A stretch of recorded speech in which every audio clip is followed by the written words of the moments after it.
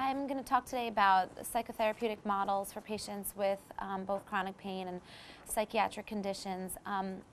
Before I go into the various models, I thought it would be good to just kind of piggyback off of the last talk that I did, which was primarily focused on psychological assessment within the context of chronic pain, because I think in order to determine the use of any kind of psychotherapeutic model, a full assessment and a comprehensive assessment is really key.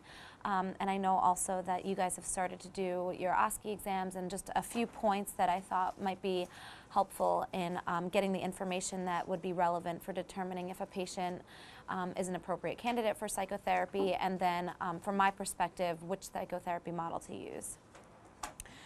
So we touched upon this in the last talk, but basically in a comprehensive assessment, you might use both informal and formal modalities. So informal being the evaluation that we had gone through, incorporating mental status exams, psychiatric history, psychosocial history, substance abuse history, pain history, that kind of information. Getting collateral information. I just saw a patient recently where the collateral information from other providers was really key, but also collateral information from an employer who had known the patient longer than any of her providers had was really helpful in providing a treatment plan. Review of records and your own observations of the patient. And then formal assessments, obviously we talked about the pain scales, numerical scales, face scales, things like that. But we didn't talk as much about other questionnaires that might be helpful in assessing other aspects of how they deal with their pain. So pain coping scales, scales that evaluate self-efficacy. So look at how the patient feels in terms of their ability to work through the pain and get and function despite the pain. And then questionnaires assessing level of disability due to the pain. There's also a number of measures that look at substance abuse or aberrant drug-related behaviors, and then personality and mood inventories. So you might incorporate some, all, just a few based on how you like to practice. And then another key thing that I don't think we talked about in the last talk was how we introduce the psych assessment. I think that there's a lot of stigma out there, not only about mental illness, but also about pain. And so pain patients who present with some psychological symptoms, I think, kind of have two strikes against them, and from society standpoint. And I think we have to be careful with how we approach them, because we don't want to feed into that stigma that society has already created. This was a quote, I think it was actually a Glenn Close quote, but I thought it really captures how we tend to marginalize and stigmatize mentally ill. So some ways to avoid approaching an interview with any of our own biases is to prepare some things prior to this. So you might prepare an opener, something like pain affects all areas of our life, our social functioning, our emotional functioning, our physical functioning. And so I'm going to ask you questions not only about your physical symptoms, but also about your emotional, your mental, your cognitive, your social symptoms as well. Or something that speaks to the mind-body connection or the biopsychosocial model of pain. So right from the get-go, you're saying, this is all kind of standard protocol. Pain is very complicated and very complex, and we're going to assess you looking at all of these facets, rather than saying, so you might be crazy, and so we're going to ask you a bunch of questions about psych. And patients will feel that way as soon as you start asking questions, so it's important to introduce it in this kind of soft way. I think during the course of the psych assessment, you also want to understand the symptoms within a context. So rather than going point by point and asking, are you depressed? Are you anxious? Are you manic? Do you have hallucinations? You want to incorporate it into more of a conversation, saying things like, so tell me how your pain has affected you emotionally. You could always ask follow-up questions that get more of the details about the specific symptoms. So if the patient says, well, it's made me feel very down, you can then say, well, tell me about what it means to be down to you, or what does it look like when you feel down? I cry all the time, I can't get out of bed. And then you might ask a follow-up question, do you ever feel so down that you think about hurting yourself or killing yourself? So you could have a conversation and still get a lot of information. With coping skills, you also want to get it within a context. So tell me about a typical day that you have when you're dealing with pain. So that kind of helps you see how are they functioning, how are they coping. Think it's nice to use layperson language. So again, rather than saying, are you depressed, are you anxious, are you manic, things like, have you felt blue for an excessively long period of time? Do you have periods of time where you feel really up and you can't fall asleep? So using language that they could understand. And then, you know, just like you have a prepared opener, you might have a typical closer that you use, something that might express appreciation for their time, something that, again, maybe reinforces the biopsychosocial nature of pain. I personally also like to, aside from the general closer, give some kind of reflective statement back to the patient about an observation that you had of them, or about some thought that you had while you were working with them. So you might say something like, I could see that your pain has impacted so many aspects of your life, and you know, we're going to try to help you work on some of these areas. So it makes them feel as though you've really listened and engaged them in this interview. Some basics, you know, I'll just run through these. You know, obviously you always want to establish rapport with the patient, remain human, eye contact, maybe shake their hand, maybe sit down with them if they're in the hospital. You want to maintain objectivity through the interview. You want to be aware of what you're feeling in that interview. One, because you might have to check yourself and take a moment and breathe, or step out of the room if you're finding that it's interfering with your ability to be present in that interview. Also, you might find that it's helpful diagnostically. You know, if you're in touch with what you're experiencing in that room, it could give you great insight. I had a session the other day, and I have a face that can't lie, people have told me. And the patient was a difficult patient and kind of attacking me, and I guess my face must have become pretty red. And I was aware of it as it was happening. And so rather than it becoming something that was a barrier to treatment, the patient actually said, it looks like you're becoming really red. And I was able to say, you know, I feel as though I'm being backed into the corner. And we were able to take that and kind of evaluate the process within the room and use it therapeutically. Providing feedback lets the patient know you're listening and that you're involved and engaged. Being attentive to the patient's emotional reactions. Inevitably, you know, patients who are dealing with pain for a long amount of time, they're going to present with emotions, whether it's to the psychologist or to you guys. You know, it's inevitable that you're going to have the patient that cries, the patient who gets angry. It's important not to view that as, well, that's kind of in the psychologist's realm, you know, we'll just keep going with the medical questions and this might be a good patient to refer to the psychologist. It's important to acknowledge what's happening in that room, because that's what you're communicating to the patient, right? You're communicating that pain is complex. So if then you kind of bulldoze over their emotions, it's kind of the antithesis of what you're trying to express to them. So I'm not saying you have to engage them in psychotherapy in that moment, but you might just comment on it, reflect on it. Wow, this is really difficult. I could see that this is really causing me to be really emotional. Taking time to just acknowledge it can be very validating for a patient.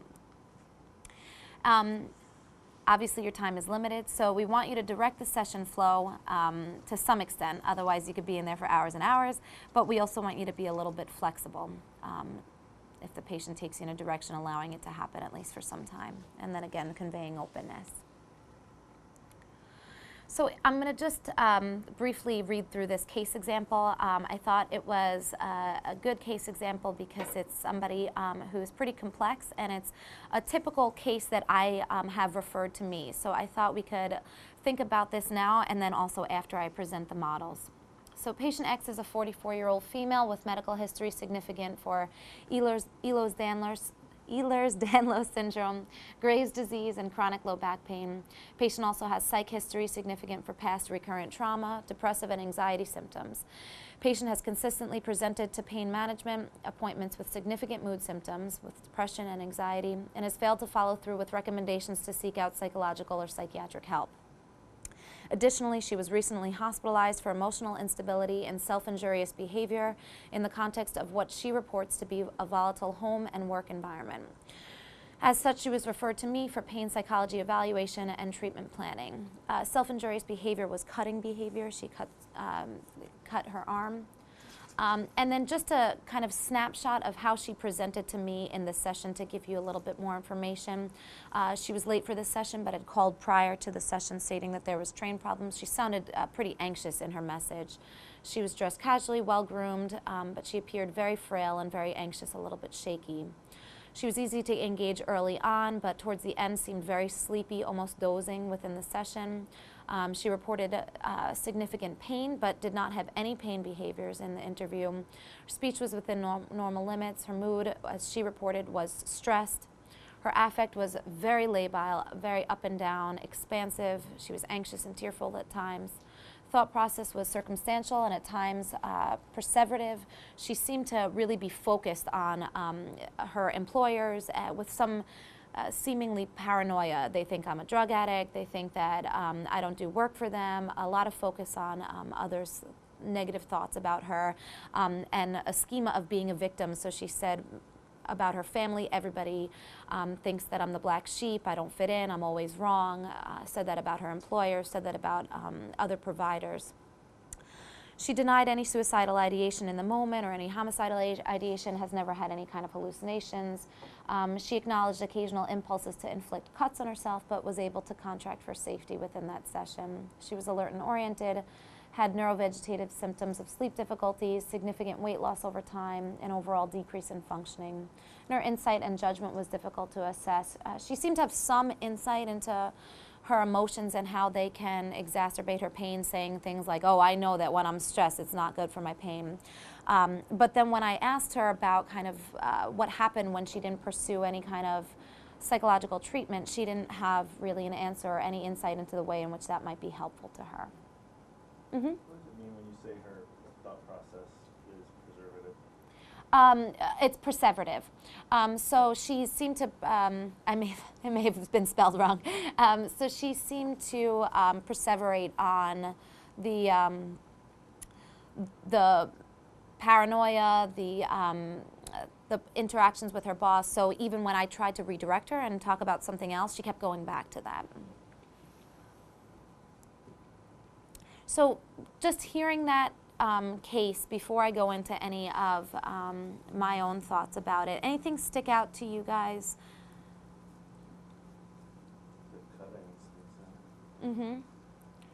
So, you know, somebody who's maybe a high-risk patient, cutting, possibly impulsivity, so that's some red flags maybe for, I don't know, for you guys, is that kind of some red flags for prescribing? Okay. Any diagnoses stick out to anybody? Does the patient has any drug addict history? Denies it. Denies it. Nope. So but certainly that's something that's questionable.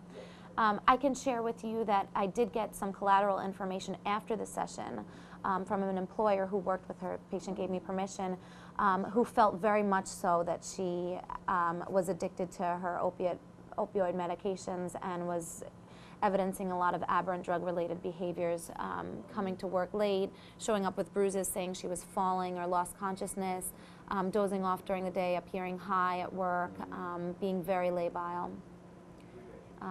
Anything else that sticks out? Okay, so we'll go back to it. One thing that I will just say is, you know, some of the things that for me point to a personality pathology, the lability, mood lability. It sounds like a lot of volatile relationships in her life, the impulsive and self-injurious behaviors. So these are all symptoms of borderline personality disorder. So that was something that immediately I'm thinking in my mind. So I'm just going to point that out and we'll go back to that. So before I think about any psychotherapeutic model, a couple of these universal kind of things. Medical care for chronic illness is rarely effective in the absence of adequate self-care. That's true for psychological care in chronic illness as well. If a patient isn't willing to care for themselves, probably not going to be compliant, probably not going to make it to sessions. If they are not there in the sessions, they can't benefit from psychotherapeutic modalities. Put it on a poster. Yes. I'll make it huge for you. We could put it in the entrance of the clinic. Collaborative care equals patients plus providers, shared goals, sustained working relationship, mutual understanding of roles, responsibilities, and requisite skills. Pain is entirely subjective, right? So it doesn't fall under that typical medical model that might work where a patient presents, the clinician can be the expert, you know, they give you symptoms, you give them a treatment, that's it. In pain, there has to be a collaboration, because unless the patient is willing to actively participate in their care, it's not going to work out. The clinician could be the best expert in the world if the patient is not reporting their symptoms accurately, if they're not engaged in what it takes to take their medication on time and to do the self-care things, then they're not going to benefit from pain treatment. And then these 3 points are usually what are the goals of my interventions, but I put them on here because I think often when patients come to me, they've been on that roller coaster of seeking out a number of pharmacological or surgical interventions before they've come to me, with the idea that those would all cure their pain, get rid of their pain, make them normal again, is a quote that I've heard a lot. And so I like to put from the get-go appropriate expectations that there's no magic pill in these psychotherapeutic models, that we're going to try to improve their functional status, we're going to try to improve their quality of life, we might improve their mood, we might reduce their need for medications, but all despite pain. So that from the get-go they know that the amelioration of pain is not the target of these treatments. And I think that the more that we can incorporate that, even from early on when the patient's pursuing the pharmacological or surgical interventions, the less dips they'll have in this roller coaster ride that they're on.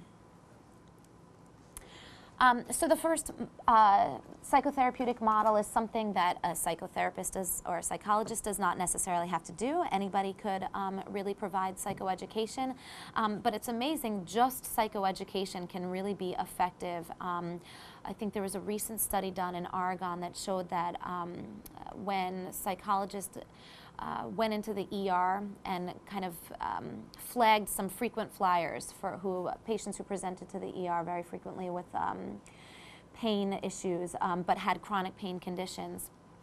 If they just did some basic psychoeducation about the biopsychosocial nature of pain, provided some literature to these patients, talked about the importance of using their primary care setting because of the chronic nature of pain, as opposed to using the ED, which speaks more to an acute kind of pain presentation, and actually link them up to primary care doctors, that the presentations, I think, reduced from something like 6.8 presentations on average a year to something like 2 presentations on average per year. So significantly decreased visits, and it also decreased use of opioid medication. So that was just from a basic psychoeducation. I also put this chart here, or this picture here, because I think patients, it's amazing, even sometimes when I'm talking, if I don't have a whiteboard or I don't have something to hand to a patient, if I just use my finger and kind of do this spiral motion and talk about the negative cycle of pain, or the biopsychosocial model, and use this kind of motion, it's amazing how much it resonates with people. So I think it's great if you could hand something to patient, if you could get familiar enough with this that you could draw this for the patient. People really respond to this. And you know, these are all the different models that you could talk about. Psychodynamic psychotherapy is another psychotherapeutic model. It's one that I think when people hear about a psychologist or psychotherapy, it's the one that people are most familiar with. It's what people associate Freud with and the couch with and all of those things with. But it's changed over time, and it's not the same that it used to be. Typically, psychodynamic therapy is done now 1 to 2 times in 1 to 2 sessions weekly. Sometimes for some psychoanalytic psychotherapies, people still come 5 days a week, but it's pretty rare. And basically, it's an insight-oriented therapy. We focus on unconscious processes and how they're manifested in the patient's present behavior. So we're looking at past conflicts, past interpersonal conflicts, past relationships, and how they've influenced and affect current interpersonal functioning and current emotional functioning. Some of the hallmarks of psychotherapy are self-reflection and self-examination, and one of the key things is the use of the therapeutic relationship. So we kind of view it that the relationship within the room is a microcosm of what happens outside of the room, and you really use that relationship and the dynamics that unfold within the room to help you inform the treatment. Some of the fundamentals that are unique to psychotherapy, psychodynamic psychotherapy, is the focus on affect as opposed to some of the newer treatments that really focus on cognitions. You're looking at what kind of feelings the patient is exhibiting and what they're expressing.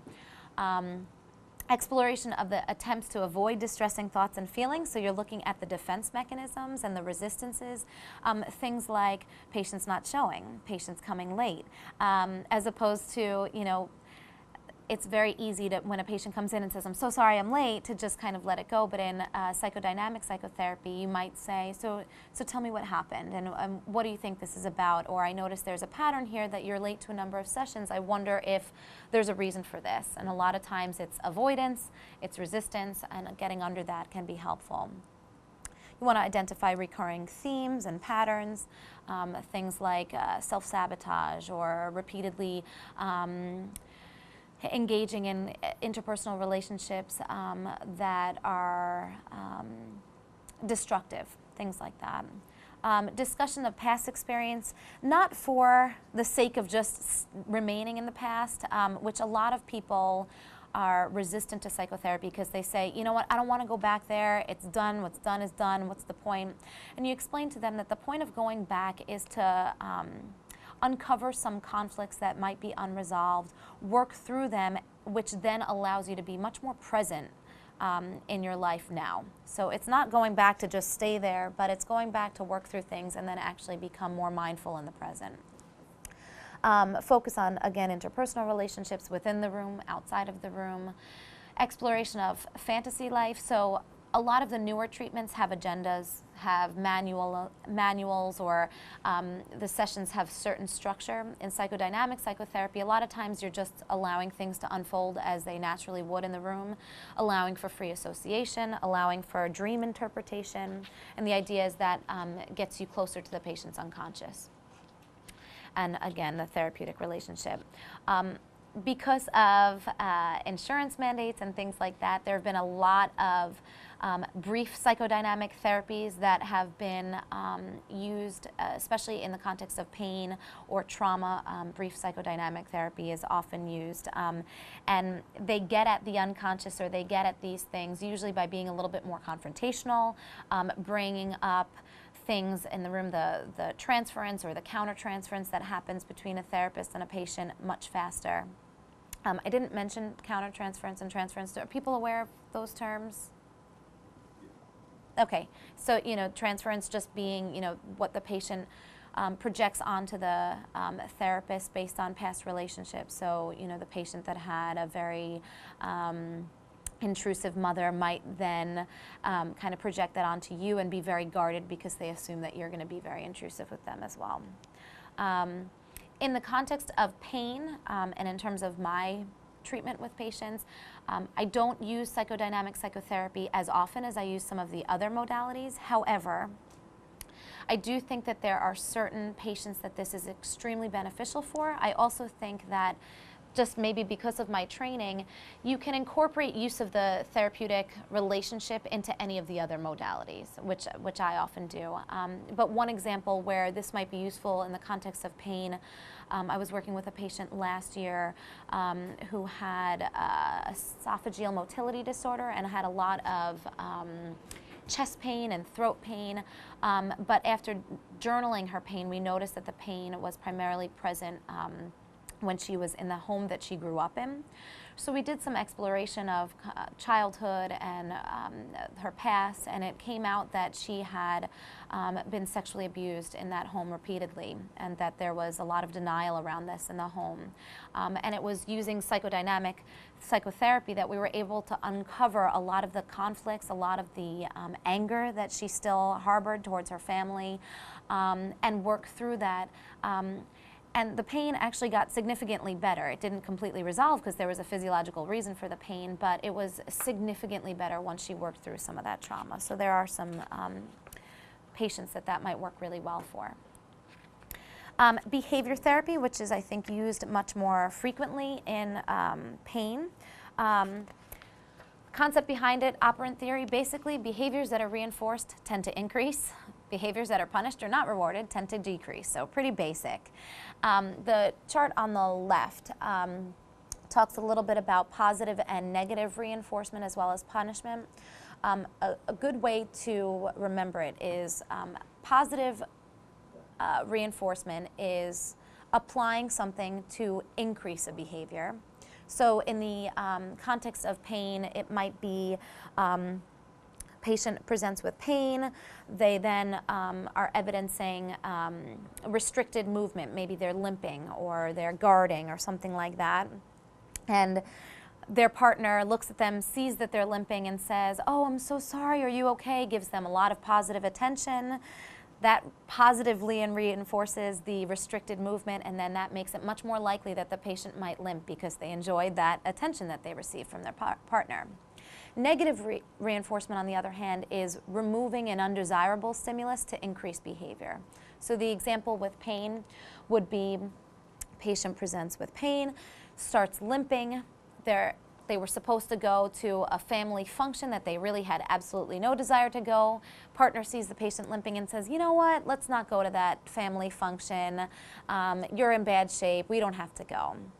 Removal of the undesirable thing makes the patient much more likely to limp because they might want to avoid future undesirable events.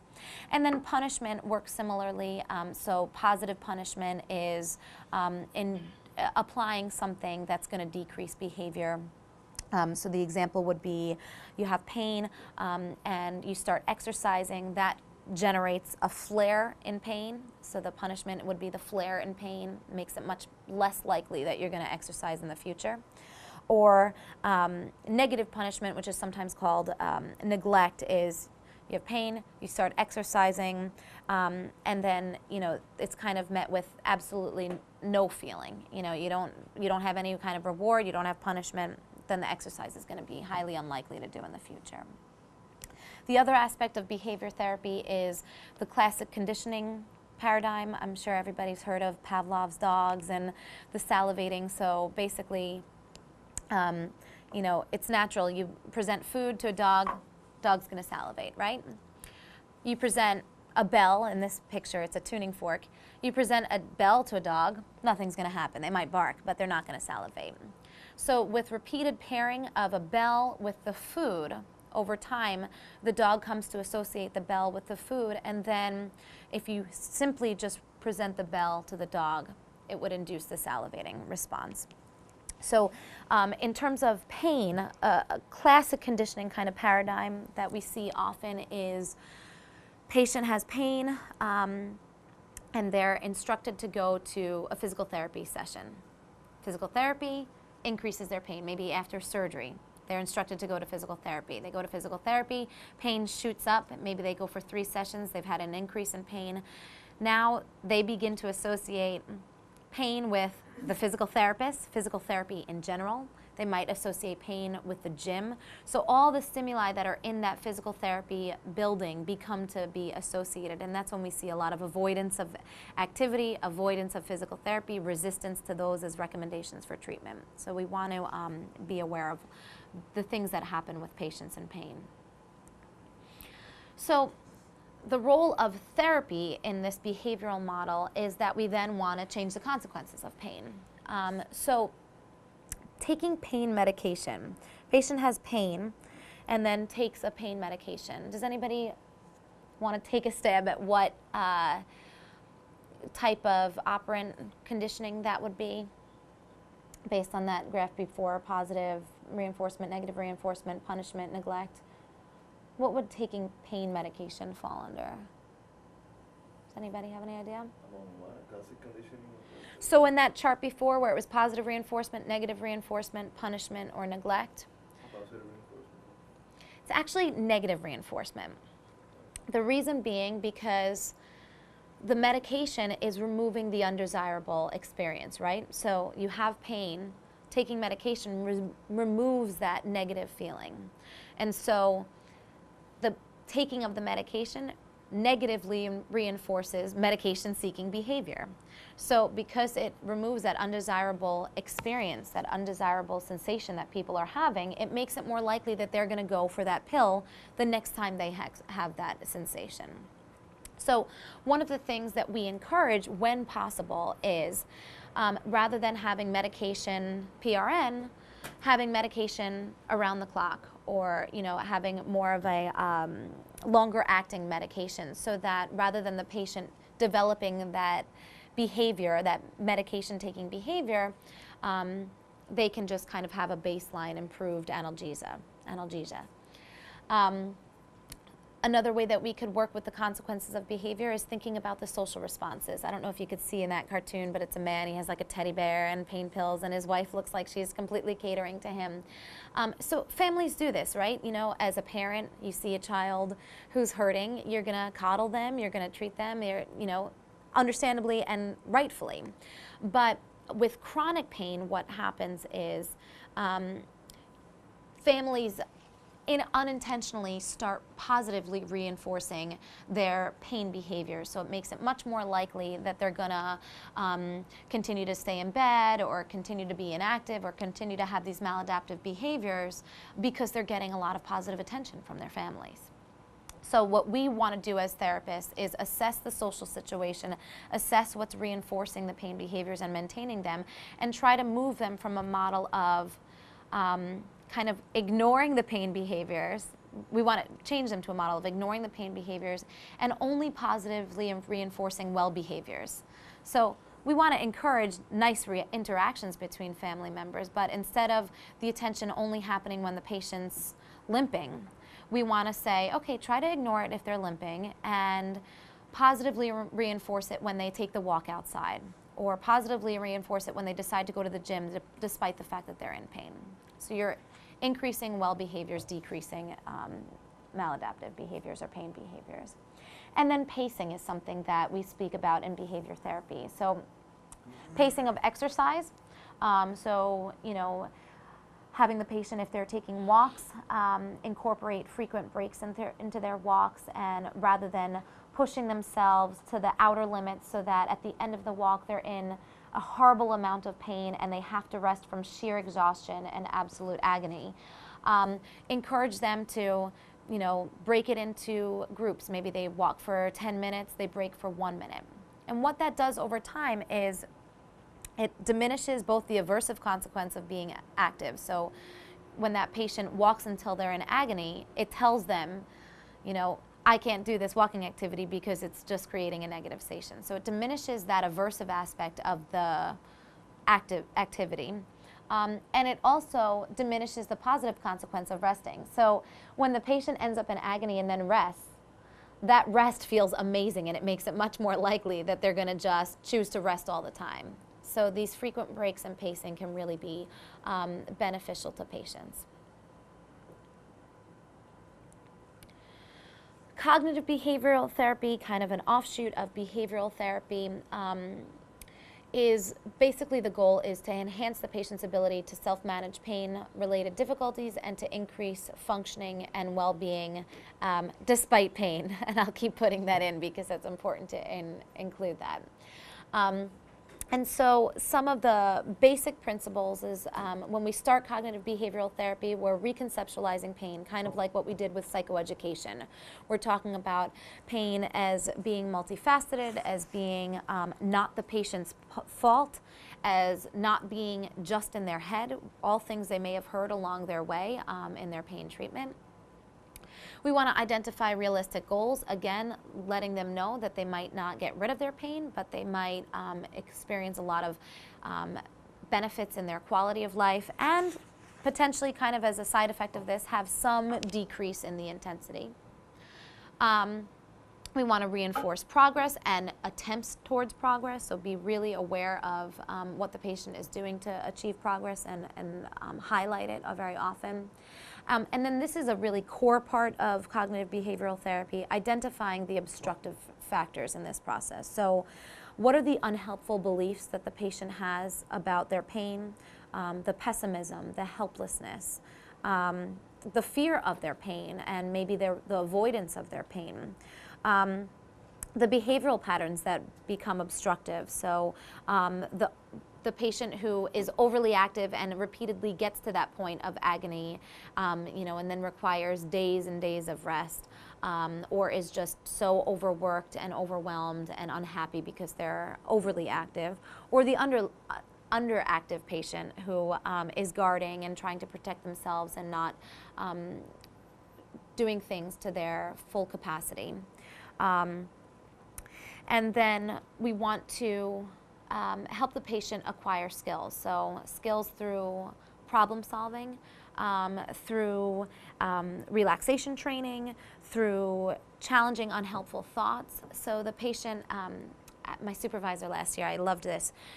A common thought process that patients have around pain is, why me?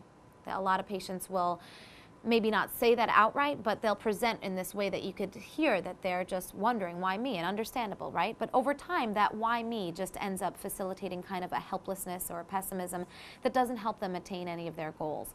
And my supervisor used to always challenge the why me. She'd bring it right into the room and say, it seems like you're feeling like, why me? The patient would say, absolutely. And she'd say, why not you? Why would it not be you? And some patients really responded positively to that because, you're challenging, why could it not be you? It could be anybody, and everybody has difficulties that they are dealing with. So challenging the negative assumptions, helping them build some coping skills, things like the pacing from the previous one, things like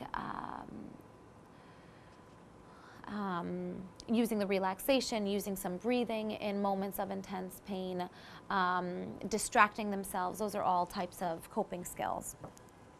And then the tasks of cognitive behavioral therapy are, again, assessing the thoughts and behaviors around pain specifically. Cognitive restructuring is a process that happens often. So, I have a patient who has cancer and is recognizing the fact that it's going to be kind of a chronic condition that she's working with. She's well managed now and not in remission, but going to have treatment ongoing, and ends up developing these kind of catastrophic thought patterns, despite the fact that she's been stable now for many years, and has thoughts when she's going to go for her CA 125. Like, oh, the number is going to be so high, and I'm going to have the cancer all over my body, and I'm going to die young. And so we want to break down those thoughts, challenge some of the negative ones, and help her restructure. So you might validate, okay, it's understandable that you're anxious, but how likely is it that the CA 125 is going to all of a sudden shoot to the roof after you just had your most recent one 2 weeks ago? And let's look at the history and see how likely this is. So you're using logic and rationality, you're using the past, and all of these things to help restructure their thoughts. Again, teaching some adaptive coping skills, problem-solving skills, helping a patient lay out pros and cons and work through things in a very systematic way. You're giving them homework so they start getting into the routine of thinking and working in this way.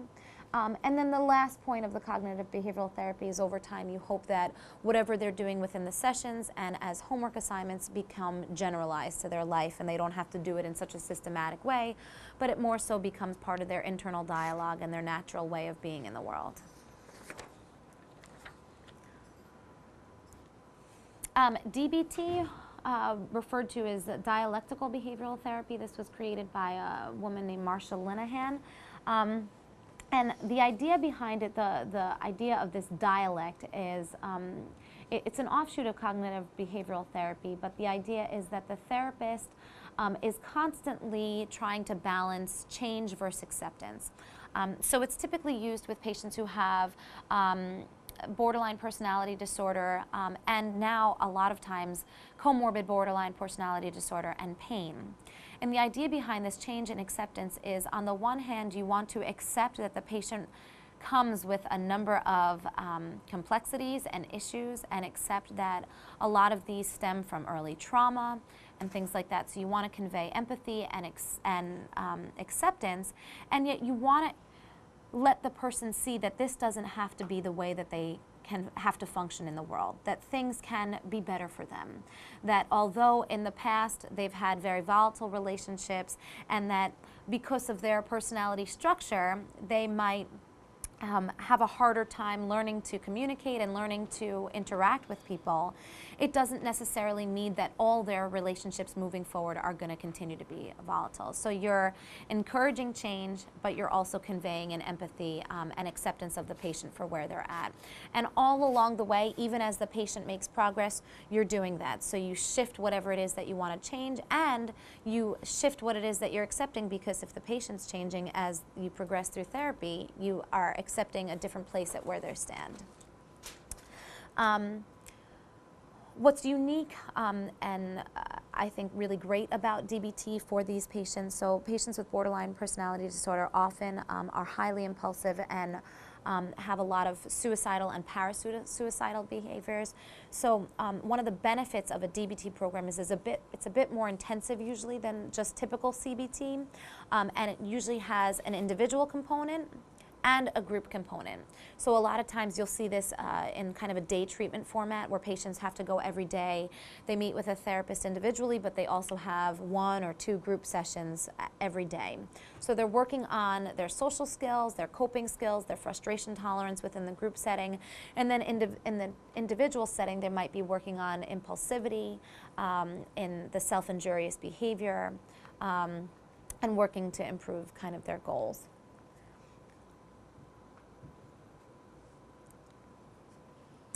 Motivational interviewing. So I think one of the things that is essential to any type of treatment, kind of going back to that idea that patients need to be collaborators in their care, and they have to be actively involved in self-care. If a patient's not motivated, none of these treatments are going to work. And so I like to use motivational interviewing a lot of times in conjunction with some of these other modalities, or sometimes prior to engaging the patient in these modalities. But it can be an intervention in and of itself, and can be very beneficial in and of itself. And the principle behind it is that it's a person-centered, goal-oriented counseling method for addressing problems of ambivalence about change. I think in my first lecture we talked a lot about not only behaviorally and socially what maintains pain, but also people with chronic pain have become kind of fused with this identity of the pain patient. And so a lot of times, although in theory they want to get better, they want to work through their pain, they also might be really terrified of living a life different than the one that they've lived for months, years, decades. So usually there's a lot of ambivalence about change, and that's why we're often, as clinicians in this field, met with resistance. So the key components of motivational interviewing are collaboration, so working with the patient and not viewing yourself as the clinician or the therapist as the expert, but viewing yourself as kind of a partner in the care. Evoking or drawing the patient out. So rather than imposing your own opinion, which we're all sometimes compelled to do, saying things like, you should really do this, or I really need you to do this, or you would really benefit from that. That's really imposing your own goals on the patient, and there's sometimes a place for that, and it can be helpful.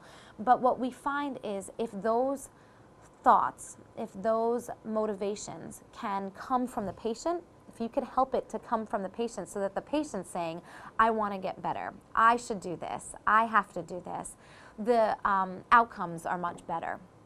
And then the autonomy is, we've found over time, basically the true power lies within the patient. So, again, speaking to, we could be working as hard as we want, but unless that patient is ready to change, not much is going to happen. Some of the principles behind motivational interviewing: being empathic. It's really crucial during this process that you join the patient where they're at.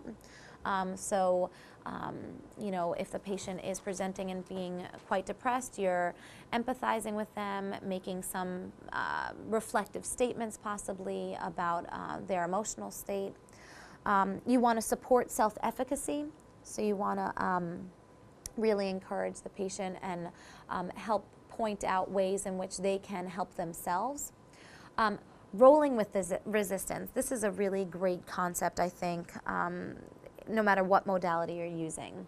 I think so often what ends up happening in pain setting is whether we're prescribing a medication or prescribing cognitive behavioral therapy for a patient, or telling them to do relaxation, or simply just telling them to go to see me. You're referring a patient to me and they don't do it. What I find often happens is, rather than exploring the resistance and rolling with it a bit to try to understand what the resistance is about, we end up going up against it. We end up fighting the resistance and end up having some kind of a power struggle with the patient. A good metaphor for this is, quicksand. The patient, the person, you step in quicksand, and the worst thing that you can do when you're sinking in quicksand is to try to fight it, right? Because the more you fight it, the deeper you go. Another one is the, I think it's called I want to say a Chinese yo-yo, but I don't think it is. It's the finger trap, where it has the, you put both fingers in, and the harder you try to pull them out, the more stuck you get. So it's the idea that the more you just try to battle or argue against the patient's resistance, the more resistant they become, because the more defensive they're going to become, and the more steadfast they're going to be in their position just to kind of defeat you. What happens in any kind of power struggle. So rather than do that, you can try to understand it, try to get underneath the resistance. Say things like, so I noticed that you didn't follow through on my recommendation. Tell me what happened. Help me understand this process. And see what they come up with. And then you might develop discrepancies between kind of where the patient says they want to be and where the patient actually is. So I noticed that you say that you'd really like to improve your functional status, and yet when we talk about exercises that you can do to help you, you're not doing them. So let's figure that out. So you're constantly talking about the discrepancy between where the patient says they want to be at and where they actually are at. And this acronym OARS talks about some of the ways that you could kind of engage the patient in this style, providing open-ended questions, affirmations, reflections, and summaries. I have a handout that I am gonna, I could put it on the H drive, that gives examples of various questions and affirmations. Sometimes we call one technique the Columbo technique, because you're kind of stating the obvious in a non-judgmental way. So you might say something to a patient who has some aberrant drug-related behavior, something like, so you're telling me that substance addiction is really not a problem, but I'm noticing that a lot of people feel concerned about you, and also that you're using the medication in a way that makes you very sleepy and sometimes unable to do work. So you're not judging them. You're not saying, I'm really worried that you have this. You're just kind of stating the obvious and see how they react to it and respond to it. Another therapeutic model is ACT, or acceptance and commitment therapy. And this is actually being used more and more in the chronic pain community, and there's more and more research being done on it and shown to be highly effective. The core principle being that we want to accept what's out of our control and commit to action that improves and enriches your life. So here are just some kind of things to introduce it, and then I'll talk about the picture, which really highlights the model. So in contrast to most Western psychotherapy, acceptance and commitment therapy does not have symptom reduction as a goal. It's based on the view that the ongoing attempt to get rid of symptoms actually creates a clinical disorder in the first place. And we've seen this, right? We've seen the patient that, because they become so obsessed with trying to get rid of their pain, becomes they kind of lose sight of the big picture. They might have lost their job. They might be in the process of a divorce because they've lost all their ability to function in an interpersonal relationship. They might be highly depressed. And so their focus on just getting rid of the pain as opposed to working towards accepting the pain and figure out how to live with the pain has caused them more distress and more problems than the pain itself. And so we work towards psychological flexibility and helping the patient recognize that they can function, and they can function in a way that is consistent with their values and their belief system and their goals, even with having pain. And the foundation of acceptance and commitment therapy is based in language, the idea being that language can be our greatest strength as humans. It helps us problem solve, it helps us learn and communicate with one another, but it could also be our greatest enemy in that we lie, we manipulate, we slander, we use it for all of these purposes. And in our internal dialogues, it can also have that dual role. So it could be something that motivates us, our language. It could also be something that really causes us to be stuck. I'm sure all of us have had thoughts like, I have absolutely no idea what I'm doing. I can say, as a psychologist, sometimes I have the thought, I don't know why people are referring patients to me. I don't know what I'm doing, or how could I be doing this? I don't know how to help this patient, or I wish I was as good as this other clinician. All of us have had those self-defeating thoughts that usually do nothing except make us feel bad and kind of cause us to get stuck. So language can have that effect on us. And then especially within the context of pain, we hear a lot of, this pain is never going to go away, this pain is going to be the end of me, the pain is going to kill me, why did God have to do this to me? A lot of these thought processes about pain that are not necessarily helpful in terms of our quality of life. So I'm sorry that it's not bigger, but this model, it's called the ACT Hexaflex, and you might start seeing it more and more often. The core goal being psychological flexibility. So just as in rehab medicine for physical flexibility, we tell the patient do yoga, Pilates, stretching, all that stuff. To have greater psychological flexibility, these are kind of the exercises or the things that will help us for that. So start with something like diffusion. So the concept of diffusion is that over time, a lot of the thoughts that we have seem to become like facts.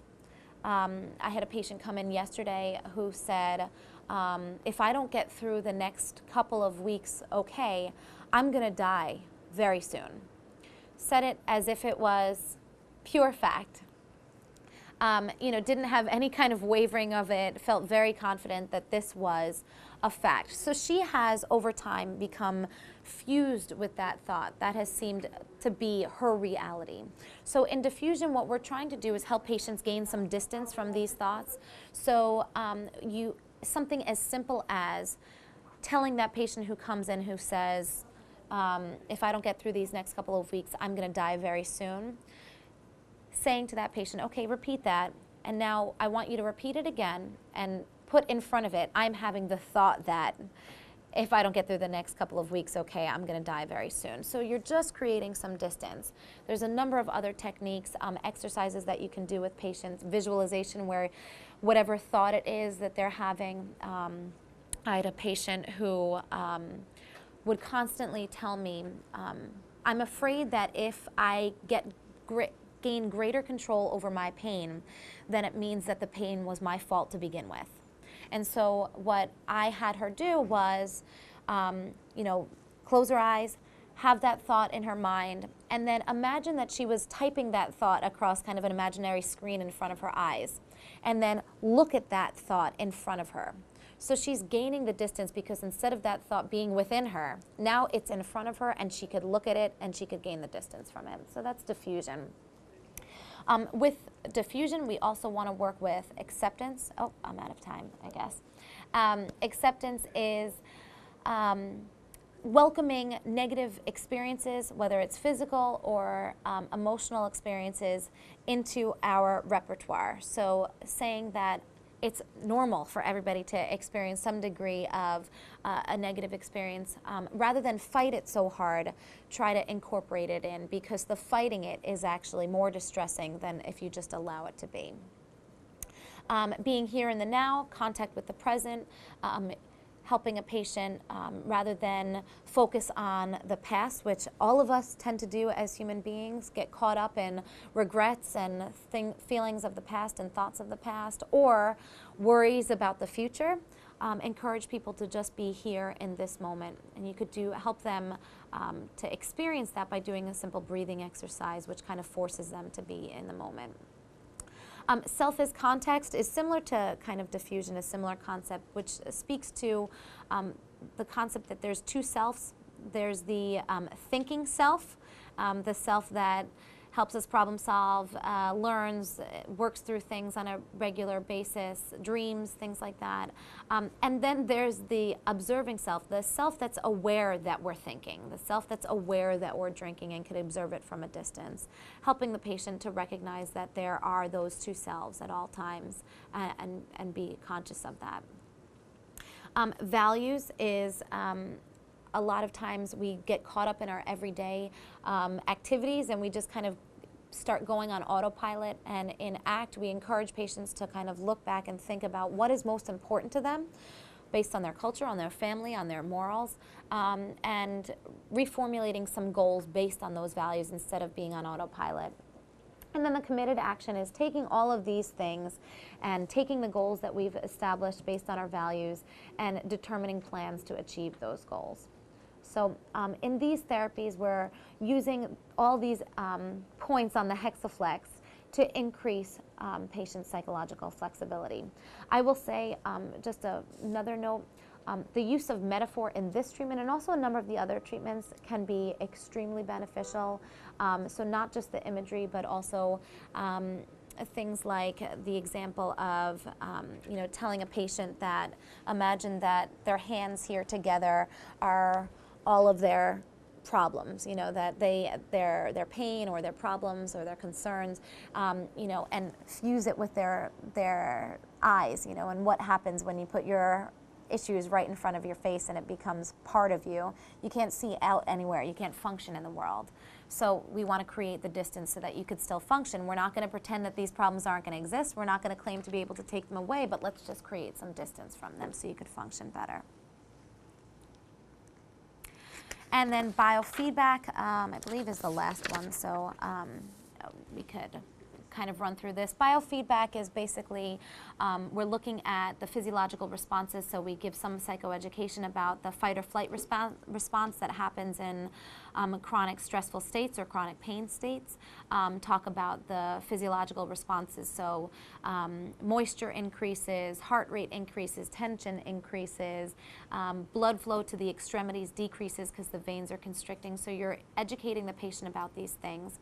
And then by teaching them relaxation and hooking them up to electronic devices that monitor these types of responses, we're helping the patient recognize that they can gain control over this. So we might use an EMG sensor, we might use temperature sensors, and we hook a patient up. We might induce some kind of stress by asking them to talk about their pains, help them see on the screen what's happening, and then say, okay, I'm going to teach you a relaxation response, have them engage in it, and help them see over time and be reinforced immediately by the fact that all of those things can become under their control.